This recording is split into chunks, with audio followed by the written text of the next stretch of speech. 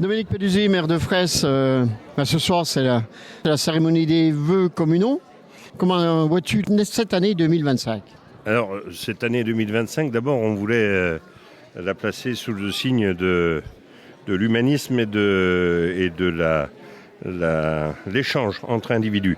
C'est pour ça qu'avec le conseil municipal, on a tenu à maintenir cette cérémonie parce que c'est un moment d'échange avec d'abord les gens qui participent à la vie communale. Il y a plus de 250 personnes qui viennent apporter contribution, bénévolat autour de la vie municipale, autour du conseil municipal et des agents de la commune qui travaillent pour apporter du service public.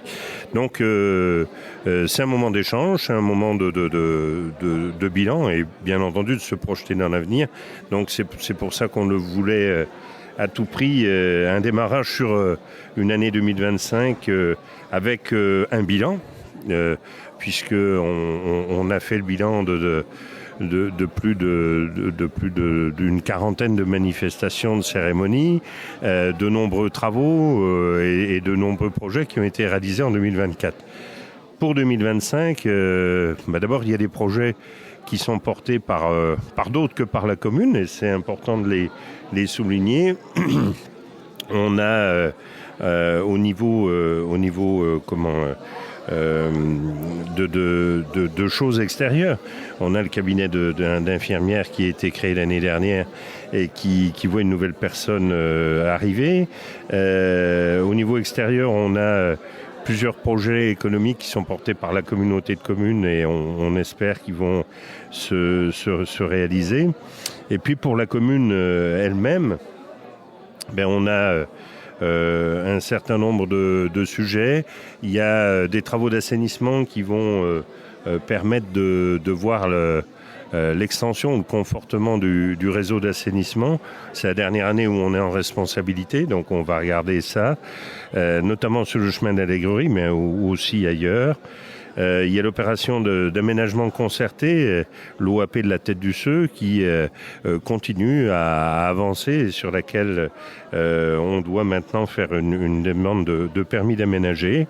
Il y a des études sur le projet de la Maison du Patrimoine, du stade, des mini-trains. Donc il y a Village d'Avenir pour lequel on a été sélectionné. Le bureau d'études, on a une réunion première en fin d'année. C'est un bureau d'études qui est choisi par le ministère de l'Environnement et de la vie sociale. Donc c'est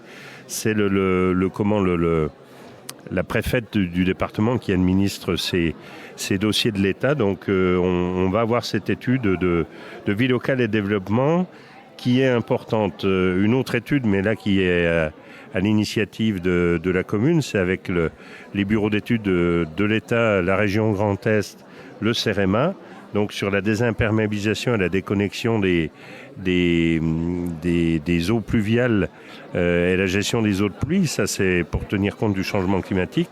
Donc c'est une étude qui va démarrer cette année, 2025. La deuxième étude avec le CEREMA, mais cette fois-ci région Bretagne, c'est sur le réseau de chaleur, l'isolation des maisons, la production d'énergie. Et là, on voudrait, nous, arriver à ce que toutes les maisons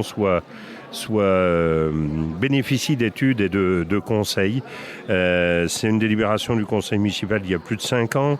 On travaille sur le sujet et là, on semble avoir trouvé des interlocuteurs de qualité.